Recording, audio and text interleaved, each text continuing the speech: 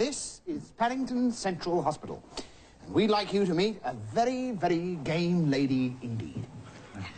Irene here suffers from a very little-known disease called Johnson's syndrome. I first realised I had it about 5 years ago.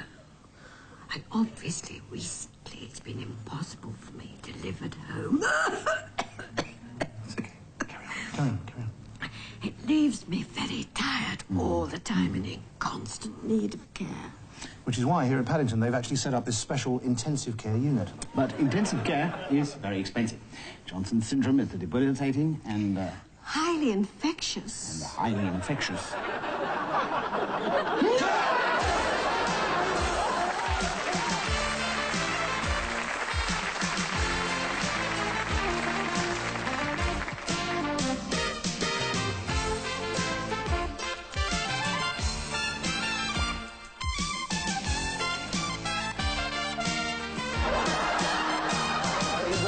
Figures. Okay, fine. Well, I'll try and do what I can. It's impossible for me to operate if I haven't got the right figures. One way or the other. You promised me that I could have those figures. Well, as it seems to but me I need them. I need them now. All right, here they are.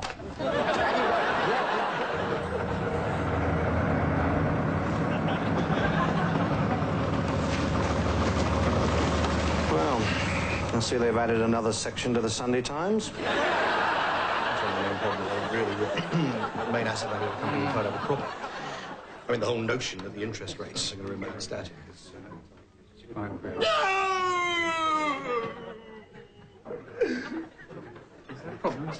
I want a white plate! No, not this white plate, that white plate! I see. No! My plate! Why don't you have this plate, sir? No, I want a white plate! It's exactly identical to his plate, sir. It is the same in every regard. It is...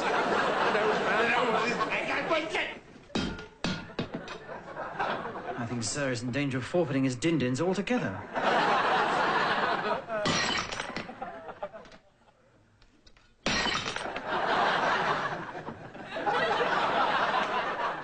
That's made both of you very happy. May I suggest that you either eat off these white plates, or there'll be no lunch at all? So you think the trade figures are going to remain static, yeah? Yes, although I don't think you'll make a move, even if they did change, to be quite honest. But there's a lot riding on the whole credit squeeze altogether. Is there something wrong, sir? The sauce! Is the sauce too hot, sir? Too cold? What is the sauce, sir? You put it on the top of the meat! You don't want the sauce on top of your steak, sir. Look, sir, I'll scrape it off and put it on the side. I want some more! No. You put it on the peas now! Right. Either you eat up everything that is in front of you, or there will be no pudding for anyone. I don't want it. No pudding whatsoever. On the chips. There'll be no creme brulee armagnac aux framboises for either of you. Well, I don't think they're going to beat inflation anyway. Not while the dollar is still strengthening. So you're not going to have a share issue at Mothercare, then? What about you at Cowngate?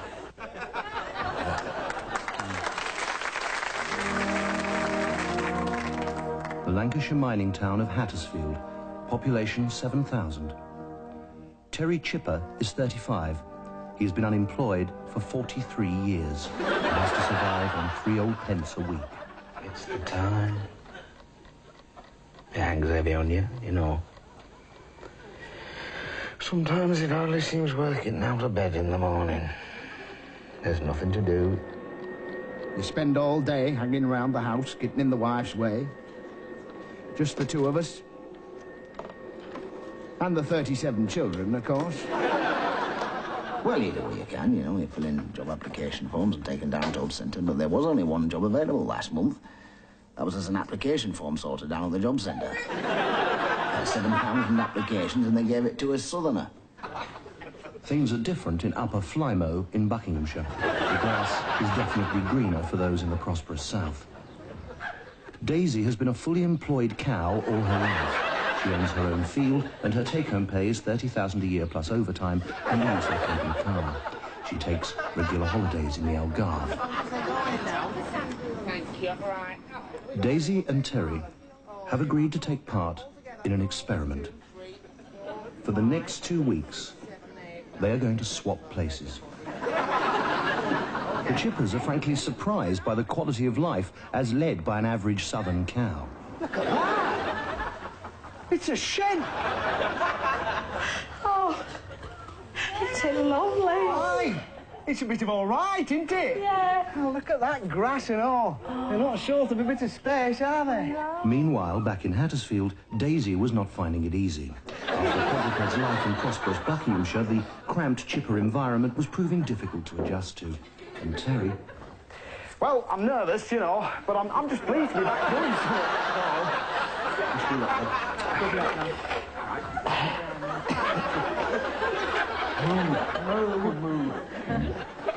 It feels right odd, this southern work.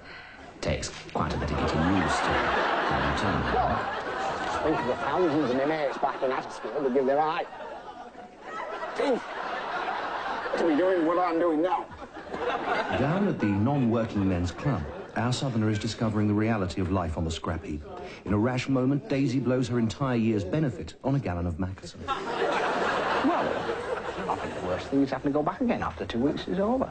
There's no doubt it's better down here. No doubt. I mean, we had a spot of bother when after us and kids were taken away to Knacker's yard, but we can't. We did. I feel I'm as good as these lassies. I do. You know, I mean, I can chew the cud. I can scratch me back on a thorn bush. I can lie down in a cow pad. And it's better than doing naught, isn't it? Are you all right? I think I'm in love. Oh, no. Oh, yeah? What are the symptoms? Oh, I find myself sitting, staring into space for hours on end. I can't concentrate on anything, you know. Yeah, but what are the symptoms of being in love? I mean, you're like that all the time, aren't you? No, I mean, you know what it's like. You know what it's like. You get the old hot and cold flushes and, you know, your heart skips a beat and, you know, the fluttering feeling inside your stomach. It's, you know, well, you must have been through it. Yeah, I have, yeah. When was the last time? Oh, when I worked down the slaughterhouse. Yeah, I dropped a cattle prod down my Wellington boot. You know, give me a shot. I was all hot and flushy. Yeah, well, you wouldn't. Like I'm talking about love. I'm talking about love, mate. Yeah. Oh, I wish you could see her. She's such a beautiful young thing. She's... Oh. How do you mean young?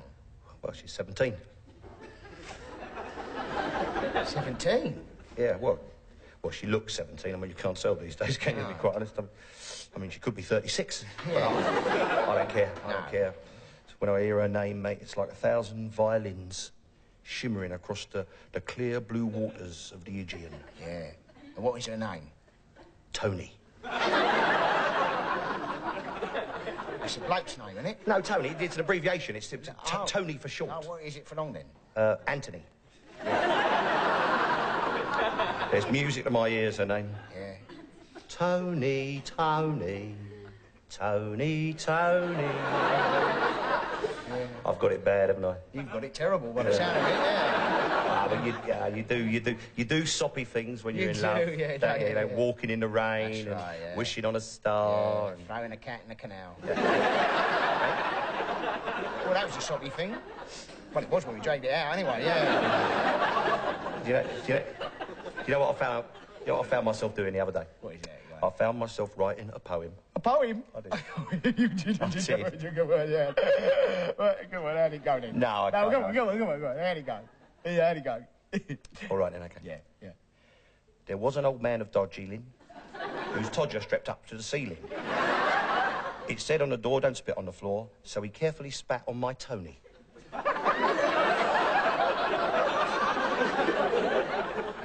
you've got it bad, there's no doubt about that. I mean, tell me, are you thinking of tying the knot? Well, I don't think it's because we might want babies later, so no, I'm not going to do that. No, I mean, you are going to get married then? Oh, I think all in due course, but you see, at the moment, we've both been through very stressful very traumatic periods. I mean, I've been through the divorce with Sharon. That's right. You know, getting custody of your kids and everything. Yeah, and what about Tony? well, she's been taking her GCSEs, so Yeah. it's... She's 17, isn't she? Yeah. I mean, far be it for me to say. What? I mean, it is none of my business. Well, what? But what's she like in bed? Well, can I describe the sun, the moon and the stars all rolled into one? I doubt it. I mean, you've got to think, you see. I mean, listen, can I speak to you as one intelligent human being to another? Well, you can give it a whirl, yeah. I mean, you know, what was it? Only 3 weeks ago, right? Yeah. Yeah. I mean, you was head over heels in love with that trampoline artist, weren't you? Well, so? Yeah. Well, are you sure this is not just happening on the rebound? No, I'm in love. I'm in love with her. Well, you've got to see it from her point of view. I mean, you're old enough to be her old man, aren't you? I mean, What are you trying to say? Look at it. You know, she's 17, right? She's she's an impressionable young girl, right? She's not known. She doesn't know what's going on in the world. Right. Right. And along comes an older, cleverer, more mature, sophisticated man and turns her head. Well, so? Well, it could happen. Yes, during the last post-office strike, it is our contention that the British public were behind us 100%. Well, we didn't get one letter of complaint. Scotch on the rocks, please.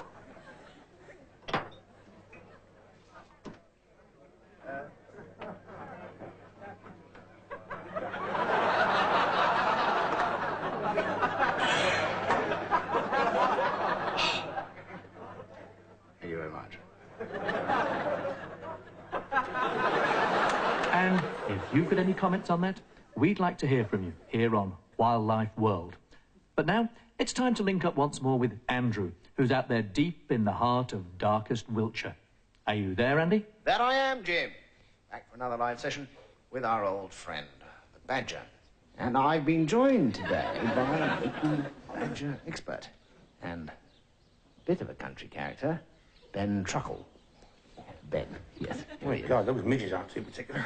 There you are. What are you doing down there? We're lying on the floor of the copse here, and there's a wonderful smell of wood mulch all around. Smells like squirrel's piss to me. Wearing a toy? I thought we was on radio. At the moment, through the dust mite, we are looking down into a kind of hollow which contains the badger's set. Badgers? Yes. What? Gassed a lot of them, I say. Nasty vermin. Right. Yeah, and... is that a chaffinch, Ben? Well, I think it is. And then there on the left, there's a beautiful haze of bluebells underneath the trees. It's a crocodile. Not a chaffinch, it's a crocodile. It is. And as I was saying, there's a beautiful haze of bluebells underneath the trees. I was only kidding. Which is probably why they call it bluebell wood. No, they don't. But getting back to the badgers... They call it crocodile wood. It's very rare to see a badger during the daylight hours. There's one. There's one over there. What? Look, a badger. That's a big one and all. Well, I don't see it. Look over there by that tree. Must be about, 6 foot tall. What? Oh, no. Oh, no, he's on his hind legs. You know what that means, don't you? No, I don't. It means he's going to attack. Yes. Here he comes. Oh, dear. Boom. Boom. Oh, yes, he's a big one, all right. Boom, boom, boom. Oh, no, I think he's seen us. Boom, boom. He's seen us. Oh, my God. You better run away and hide while you can. Boom. You have to tackle me, Mr. Badger. Boom. I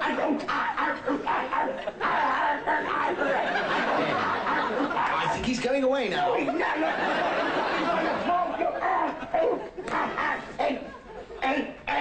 Ben.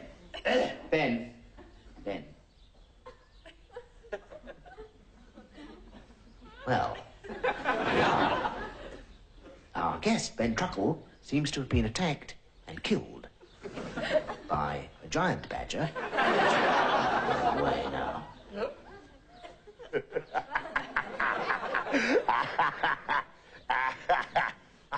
Well, there we are, Ben.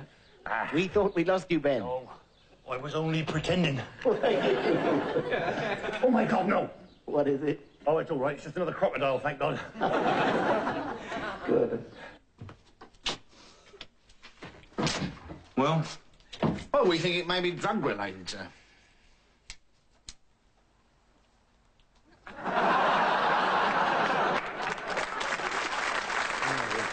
One of the most encouraging things about this series has been the number of viewers' letters that we've been receiving. Yes, it's certainly encouraging to know that at least some of our audience can write. Indeed it is. Really, one way or another. There's a fantastic letter here, which I've got from Mr. Simmons, or perhaps I should say Sergeant Simmons, who says, Dear Mel, something hilarious happened to me.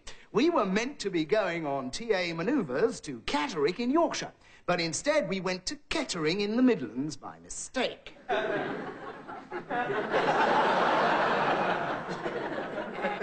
I think you should put this in one of your skits. Yeah. Yeah, well, unfortunately, we're chock-a-block with hilarious material for this series, but we'll happily pass it on to John Sessions, who I'm sure will be able to weave half an hour's worth of comic magic out of that idea. Anyway, this one I actually like very, very much indeed. It's from Mike Lance in Brighton. To Mel and Griff. Me and my mates have been laughing so much at your shows that now my dad makes us watch it in the garage. Well, oh, Mike, I must say that it's very nice. That's garage, isn't it? Sorry, what? It's not garage, it's garage. Well, how do you know what the kid speaks like?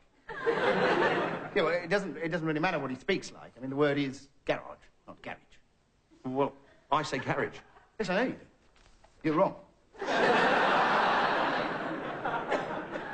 Says who? Says who?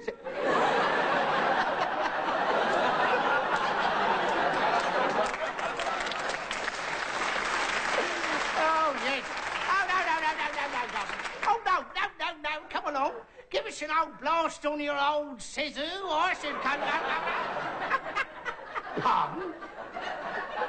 No, I think I can manage to get the garage in the carriage.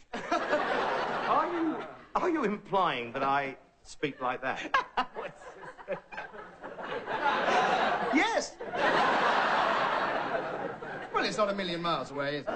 What? Are you saying that I speak badly? No. It's only certain words. Which words? The words you speak. And some of the words you don't speak as well. So I speak Chiswick. Yes, you speak Chiswick Common. Oh. You speak Epping Forest. No, I speak a received standard pronunciation. Oh, I see. Received standard pronunciation. So you're saying that you're right and I'm wrong, yes? Terrific. Terrific. Mel, don't get upset about it. I wouldn't worry about it. You're no different from millions of people in this country who can't speak their own language properly. Like whom? Well, like Northerners. Northerners? What? Yeah. What? All Northerners? Yes, all Northerners, yeah. Well, I like the way Northerners speak, as it happens. Oh, as it happens, very often, really. I do. I like the way Northerners speak. Father, I've run your bath. I love that. No, it's lovely. Fine. It's charming and completely wrong. Well, we're looking forward to our tour of South Yorkshire now, I must say. Look, come on. Mel, would you like me to teach you how to speak properly? Would you? Yes, I will. Look, because I have to have a few marbles in my pocket here. Oh, isn't that funny? And there was me thinking you'd lost them. So, now, you just stick a few of those in your mouth. Go on, now, right. Okay, you've got them there. Right, okay. Now say, how now, brown cow. I can't do it. Would you mind showing me how to do it? Just put a few in, like just like this. I see the way, right. Yeah, no, well, no, because you've got quite a big mouth.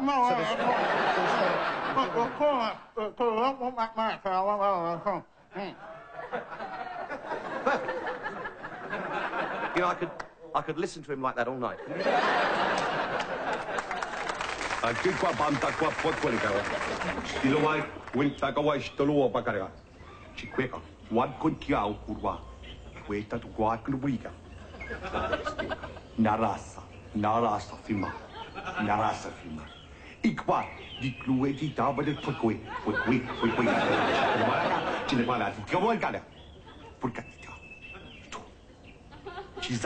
Puebla, Pico, Quilicua.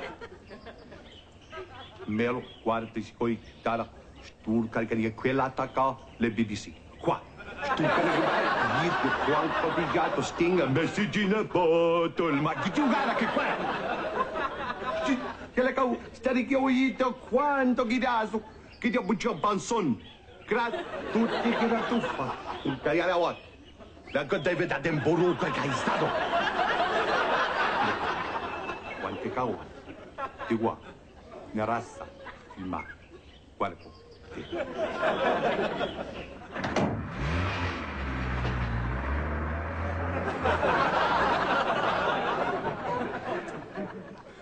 They wanted to redecorate, of course, and I said, well, I must have some plants. I like plants. I wanted a bit of tropical and the greenery is very relaxing. But my goodness, the work. The work. I mean, look at that thing over there. I mean, that is supposed to be a 6-foot rubber plant. It's tiny, isn't it?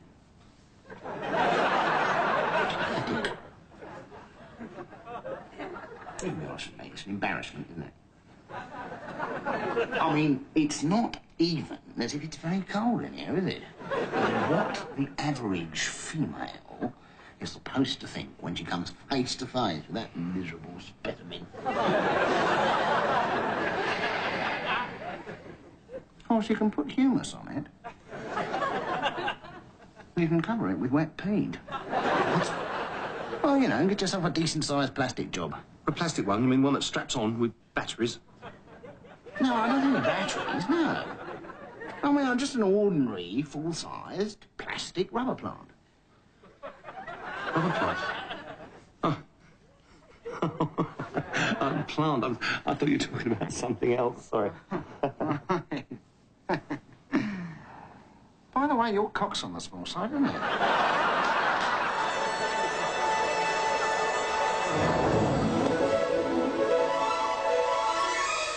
Olympus, luxurious home of ancient Greece's first family, the gods.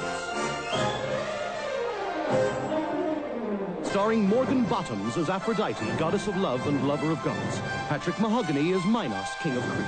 The producer's children as Hephaestus and Hebe, and the producer's chiropodist as the children's nurse.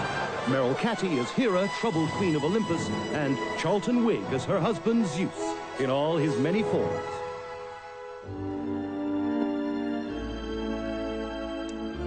Oh, Zeus, you are my kind of god. Aphrodite, as goddess of love, you no doubt realize my wife Hera must never get to know this. Zeus, I just hope you can explain everything. Of course I can. I'm a god. Mommy! Not now, children. Your mummy's drunk. Go to your nurse, Persephone. Come on, Hephaestus. Come on, Hebe. Let's leave the grown-ups to their adultery. Thank you, Debbie. Send him in.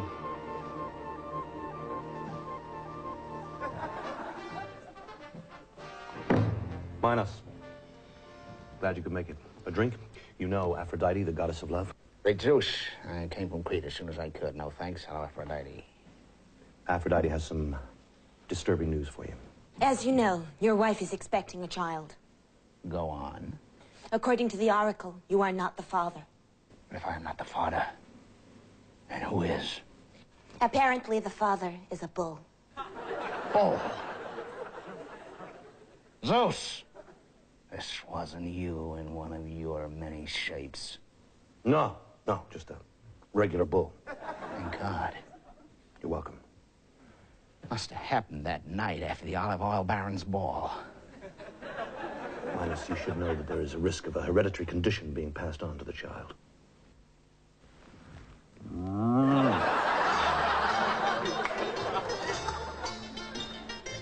Why, Mrs. Youth, what a pleasant surprise. Aphrodite, love goddess you may be, but do I have to remind you that you are a guest here in Olympus? So keep your hands off my husband Zeus in future. My future is in the lap of the gods. Why, you little tramp! Ow! Oh!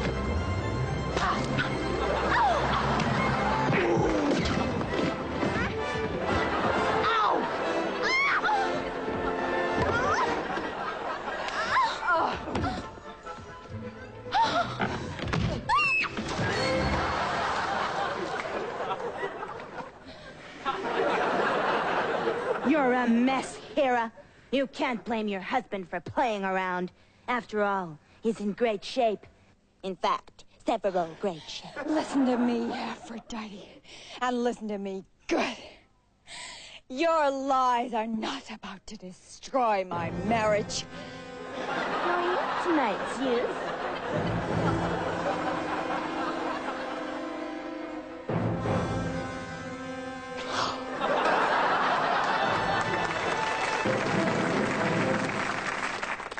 Education.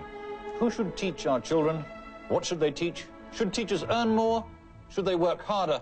Should they wear those little leather patches on their elbows? What do we think? I've been a teacher, as you probably know. Yes, yeah, we probably do. For 5 years, I taught children in a deprived area. Yes, well, they would be deprived if you were teaching them, darling. Look, I do take offence at that. I do. It's all right. No, but really, I'm sure he was very only easy just to joking. sit there and actually say, I hear what you're saying, darling, because you're screeching at me again. What I'm saying is that teachers are to blame. They're not stretching the kids enough. I know, but you can't put little children on the rack. Well, why on earth not? It never did me any harm. I mean, when I was a skunk at Bishop Fetters, I was regularly tortured by the people. I'm sorry, but this is exactly what you'd expect from somebody who's been in one of these elitist public schools. Well, you have servants running around after you. Fags, you mean? Fags, that's right, fags. I think at my school, a fag was something you had behind the bicycle shed. Yes, that was true at my school as well. this government wants to create a nation of automatons. Oh, shut up. Please, can I interrupt there? 'Cause I think this is very interesting. So carry on. Go on. Look, shut up. I went to the University of Life. Did you? I applied to the University of Life. They never wrote back. No, you know, there are kids now coming out of university at Telford with honours degrees in finger painting.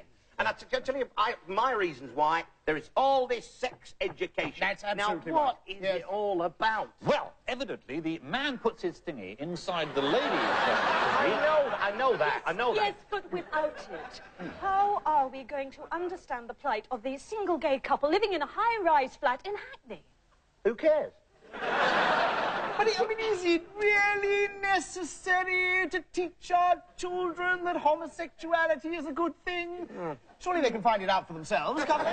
I said I interviewed a young fellow in my lab the other day, right? And he didn't know that there was a B in the word doubt. Oh, dear. No, and he's been to Oxford University. Is there a B in doubt? Yes, there is. Oh, whereabouts is that? After the U. Yes, but, I mean, surely it's all down to Latin, isn't it? Oh, yes, absolutely. There's no dubot about it. That's right. It's all very well talking about dead languages like Latin. The reality is that the kids in our area are having to study Urdu. I think that's so important. Well, only if you're going to be an hairdresser. I mean, well, if I could just sum up then, I mean, what we feel basically is that we've learnt nothing from our teachers, that educational standards have, something amusing you, Martin? What? Well, wipe that silly grin off your face. I wasn't gritty. Come on now. It wasn't me. Smith and Jones have gone again. Wasn't it amusing what they did just then? They made us chuckle, ho, ho, ho, with the television show. It wants to spy our funny bones. These comic pranksters, Smith and Jones. They did their skits with such aplomb. Where do they get their ideas from? Smith and Jones return next Monday at 9:30. And there's even more comedy this Friday when Basil suspects a hotel inspector is staying at 40 Towers. Friday night at 8 o'clock. Coming up next on ABC, Leeds United take on Liverpool in English soccer. They made us grin, so do us. If you've been tuning in, replace the receivers on your telephones because that's